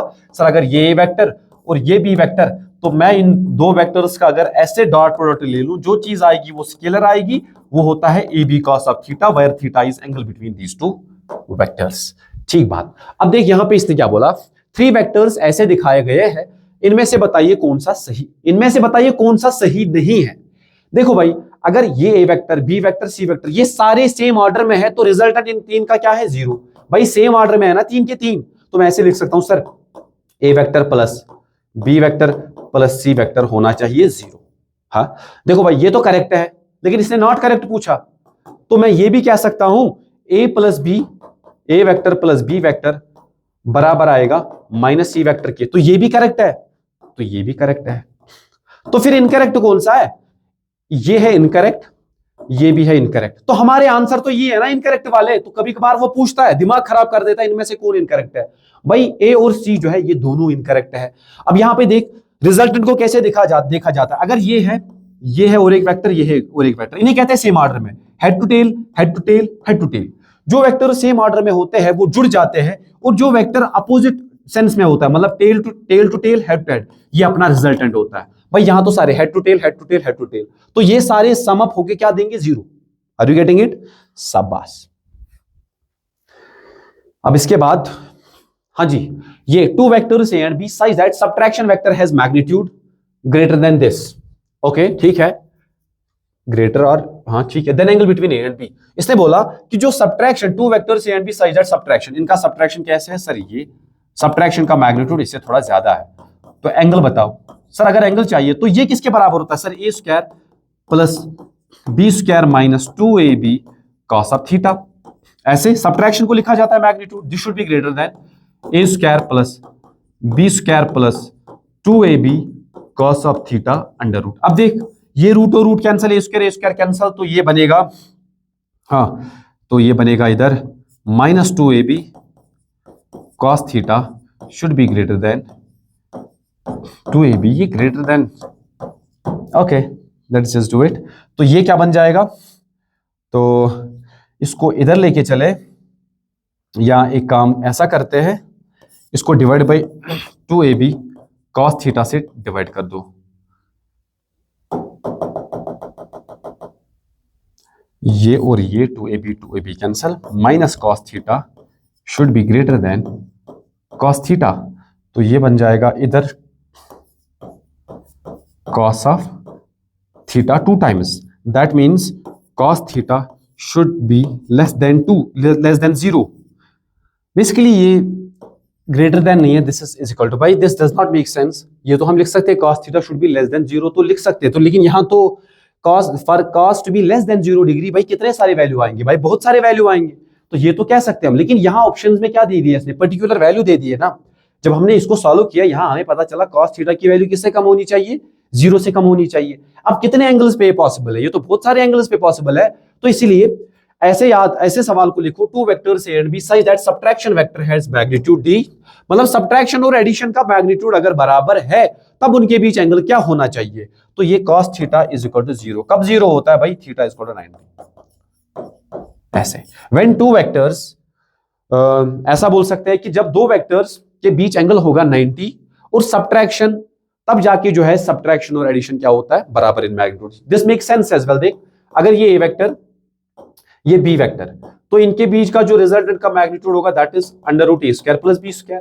अब अगर a माइनस b चाहिए तो यहां पे माइनस b लिखूं। अब देख, डिफरेंस का जो रिजल्टेंट आएगा, डिफरेंस का जो रिजल्टेंट है वो ये है, उसका भी मैग्नीट्यूड है a² plus b²। So this makes sense. When addition and subtraction have equal magnitude, तो उनके बीच एंगल कितना होगा भाई, उनके बीच एंगल होगा 90, क्योंकि देख अगर ये टोटल 90 तो ये 45, ये टोटल 90 तो ये 45 प्लस 45 इज 90, या ऐसे भी कर सकते हो, यू कैन गेट इट, ठीक है ना। ओके, अब देखो, object is moving with constant velocity, then which of the following set of forces can keep a body in equilibrium. इसने बोला एक ऑब्जेक्ट कांस्टेंट वेलोसिटी से जा रहा है, अगर कांस्टेंट वेलोसिटी से जा रहा है तो उसका एक्सेलरेशन क्या होगा, उसका एक्सेलरेशन होगा 0, तो उस पे नेट फोर्स क्या होगा, 0। उस पे अगर नेट फोर्स 0 है तो कैसे, तो 3 फोर्सेस चाहिए कम से कम, है ना। अगर वो एक ही प्लेन पे है और कोलिनियर नहीं है, देखो भाई, अगर ऐसे में बोलूं, ये हो गया F1, ये हो गया F2, अब मैंने बोला ये बॉडी का रिजल्टेंट इन 2 फोर्सेस द्वारा इधर आएगा, इसको इक्विलिब्रियम में रखने के लिए इधर एक फोर्स देना होगा ना। तो इसके लिए क्या तरीका है सर, हमें पता है एडिशन जो है वो क्या होता है। अगर मैं बोलूं रिजल्टेंट, सर रिजल्टेंट किसके बीच लाई करता है, सब्ट्रैक्शन से वो ज्यादा होता है और किससे कम होता है, एडिशन से कम होता है। अगर स्ट्रेट हुए तो बराबर भी होंगे, आर यू गेटिंग इट। अब देखो पहले वाले केस में, मतलब 2 वेक्टर्स का अगर आप एडिशन देखोगे, 2 वेक्टर्स का एडिशन देखोगे, वो किससे ज्यादा होना चाहिए, तीसरे वेक्टर से ज्यादा होना चाहिए। भाई ये R तो एक रिजल्टेंट वेक्टर है ना, अगर मैं 2 वेक्टर्स का एडिशन देखूं तो वो किससे ज्यादा होना चाहिए, भाई वो मतलब तीसरे वेक्टर से तो ज्यादा होना चाहिए, तब जाके इक्विलिब्रियम पॉसिबल है। तो यहां पे देख, 5 + 3 हो गया 8, ठीक है, तो ठीक है, ये तो इससे ज्यादा है, 3 1 4, यहां पे देख 3 + 1 कितना हुआ 4, तो एडिशन है 4, एक रिजल्टेंट 5, तो ये तो पॉसिबल नहीं है। अब देखो 5 + 3 8, 6 से ज्यादा, 6 + 3 5 + 3 ये तो 8, 6 से ज्यादा, 6 + 3 9, तो 5 से ज्यादा है। आर यू गेटिंग इट, तो ये सही है। अब देख 4 3 7, तो इससे ज्यादा, तो 10 और 3, इन 2 का समेशन देख 4 + 3 हो गया 7, ये 7 किससे कम है, 10 से, तो ये तो पॉसिबल है ही नहीं। अब ये वाला देख, 12 और 2 कितना हुआ 24, तो दोनों का समेशन तीसरे से तो भाई कम ही है, तो ये भी पॉसिबल नहीं है। So the only one that can keep the body in equilibrium is this force. फिर से देख, 5 + 3 एडिशन कितना हुआ 8 न्यूटन हुआ, ये 8 न्यूटन तीसरे से ज्यादा होना चाहिए, तो 6 से ज्यादा है ना, तो करेक्ट। अब ये देख, ये 2 जब लेगा, 6 और 3 कितना हुआ 9, तो ये 9, ये तीसरे से ज्यादा होना चाहिए, हाँ ये तो 5 से ज्यादा ही है। So this triplet of forces can keep the body in equilibrium. इसमें वेक्टर की कौन सी प्रॉपर्टी हमने याद रखी, हमने बोला कि जो रिजल्टेंट होता है ना, मतलब जो ट्रायंगल का तीसरा साइड होगा, वो या तो सब्ट्रैक्शन से ज्यादा होता है और या तो एडिशन से, अलग अलग एडिशन से कम होता है। So that's what we have applied here, ठीक है। हाँ जी, तो अब इसने बोला कि 3 फोर्सेस ऐसे लगे, तो बताओ जो ऑब्जेक्ट है वो कहां चलेगा। अगर ऑब्जेक्ट ने रेस्ट से शुरू किया, अगर ऑब्जेक्ट की इनिशियल वेलोसिटी है 0, तो मेरे को बता नेट फोर्स क्या लगेगा इस पे। फिर अगर इस पे नेट फोर्स ऐसा आया 2i cap plus 2i cap minus 4j cap, तो क्या आया 0i कैप। अब देख 2j माइनस 2j कितना 0j। अब देख फिर है प्लस k, तो भाई सिर्फ k कंपोनेंट बचा ना। अगर इसने रेस्ट से शुरू किया, अब इस पे नेट फोर्स सिर्फ z एक्सिस में है, तो इसको कहां चलना पड़ेगा भाई, z एक्सिस से चलना पड़ेगा इसको। हाँ जी, अब देख ये है कुछ statement base. Resultant of vector addition must be in the plane of two vectors. हाँ, अगर आप दो वेक्टर्स का रिजल्टेंट लेते हो, ये ए वेक्टर और ये बी वेक्टर, ऐसे ये एंगल थीटा, तो ये एक प्लेन में है, तो रिजल्टेंट बाहर नहीं आ सकता भाई, वो इसी प्लेन में रहेगा। तो सर स्टेटमेंट अपना एक करेक्ट है। Magnitude of vector subtraction may not be in the same plane of two vectors. अब ये बोल रहा है अगर इन दो वेक्टर्स का आप सब्ट्रैक्शन लेते हैं, ऐसे ये वेक्टर तो ये बी वेक्टर, तो ये हमारा माइनस बी वेक्टर, ये बोलता है कि इन दोनों का जो सब्ट्रैक्शन है वो इस प्लेन में हो भी सकता है और नहीं भी हो सकता। भाई ये कैसे सही है, तो गलत है। This is how you have to do it. अब देख इसने बोला दो vectors A and B such that a plus B is equal to R. हाँ, ये तो एडिशन हो गया। और a is equal to B is equal to R, then angle between vectors is. इसने बोला ये a वेक्टर, इसका मैग्नीट्यूड है a।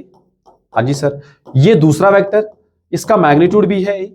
अब इसने बोला जो रिजल्टेंट है भाई वो भी a के बराबर, तो एंगल बताओ। भाई अगर इसने एडिशन पूछा, हमें पता है एडिशन होता है r is equal to 2a sin theta by 2। बिल्कुल सर। अब इसने ये भी a के बराबर बोल दिया, तो लिखा जाएगा 2a sin थीटा बाई 2। तो ये और ये कैंसल, तो ये बनेगा 1/2 is equal to sine of theta by 2। तो 1/2 का वैल्यू होती है। हाँ, यहां पे और एक चीज है कि वो तीसरा फोर्स जो है ना, वो तीसरा फोर्स अगर इन दोनों का रिजल्टेंट ऐसे है, ठीक है। अब इसने पूछा कि ये एंगल है कितना, तो साइन 1/2 कब होता है भाई, 30 डिग्री पे होता है। तो ये बना साइन ऑफ, ये बना थीटा बाई 2, तो theta is equal to 60 degree. ऐसे मतलब सर अगर ये a तो ये a, इनके बीच एंगल है 60 डिग्री, लेकिन 60 नहीं आना चाहिए था ऐसा। कॉस है इधर, सॉरी, एडिशन में आता भाई कॉस, एडिशन में कॉस आता है, एडिशन में कॉस आता है। देखो भाई मैं लिखूंगा r is equal to 2a cos of theta by 2। हाँ जी सर, तो ये कितना आएगा भाई, ये आएगा a is equal to 2a cos of theta by 2। a और a कैंसल, तो कॉस थीटा की वैल्यू इज इक्वल टू 1/2। यहां है थीटा बाई 2, तो कॉस 1/2 कब होती है भाई, 60 डिग्री, कॉस ऑफ 60 डिग्री। ये और ये कैंसल, तो theta is equal to 120 degree. That means अगर दो इक्वल वेक्टर्स को 120 डिग्री पे रखोगे, दो इक्वल वेक्टर्स मतलब जिनका मैग्नीट्यूड बस बराबर है, दो वेक्टर्स का मैग्नीट्यूड बराबर है, उनको 120 डिग्री पे रखा, तो रिजल्टेंट जो है उसका मैग्नीट्यूड भी उन्हीं वेक्टर्स के मैग्नीट्यूड के बराबर होता है। तो ये बहुत इंपॉर्टेंट प्रॉपर्टी हो जाती है, जगह जगह काम आएगी। अगर ये वेक्टर इसका मैग्नीट्यूड a, दूसरा वेक्टर इसका मैग्नीट्यूड a, तो इनके बीच अगर एंगल हुआ 120 डिग्री, तो जो रिजल्टेंट है वो भी a के बराबर आएगा। अब अगर इस बॉडी को इक्विलिब्रियम में रखना है, तो अपोजिट में उतना ही फोर्स देना पड़ेगा, यही लेम्स थ्योरम कहलाएगी आगे, ठीक है। तो यहां पे याद रहे कि एडिशन में हम cos थीटा ले लेते हैं जब दो वेक्टर्स का मैग्नीट्यूड बराबर हो, ठीक। ओके, तो ये नीट पीवाईक्यू ये मैं आपको बता चुका हूं। दो वेक्टर्स अगर ये एडिशन ले लिया और a square plus B square plus r, ठीक है, अगर एडिशन और सब्ट्रैक्शन बराबर है तो एंगल इनके बीच क्या होता है भाई, 90 degree. So you can do it, ये हम कर भी चुके हैं। तो ये पीवाईक्यू मैंने एक चूज किया है। अब देखो ये भी तो कुछ हाँ इसी प्रकार का है, तो ये भी आप कर ही सकते हो। हाँ जी, so this completes the mathematical tools. तो मैंने इस चैप्टर में इसी का ख्याल रखा कि जो भी मैथमेटिकल टूल्स में आपको ऐसे कॉन्सेप्ट्स जो आगे चैप्टर्स में आपको काम आते हैं, तो वो मैंने यहाँ डिस्कस किए, फार्मूला डिस्कस किए। ऑलमोस्ट बहुत सारे चैप्टर्स से मैंने क्वेश्चन चूज किए ताकि आप कनेक्ट कर पाओ कि मैथमेटिकल टूल का ये वाला कॉन्सेप्ट हमें वहां काम आता है, ठीक है। तो बाकी वन शॉट में हमने इसी चीज का ख्याल रखा कि जितने भी सारे आप कॉन्सेप्ट्स अभी तक पढ़ चुके हो वो ब्रशअप हो जाए। तो अब हम मिलेंगे दूसरे वाले लेक्चर में, तो आपको इसको देखते रहना है, देखते रहना है। अगर आपको कोई डाउट आ रहा है तो आप हमें कमेंट कर सकते हैं, हमें कॉन्टैक्ट कर सकते हैं, हम जरूर आपको रीच आउट करेंगे। Thank you very much.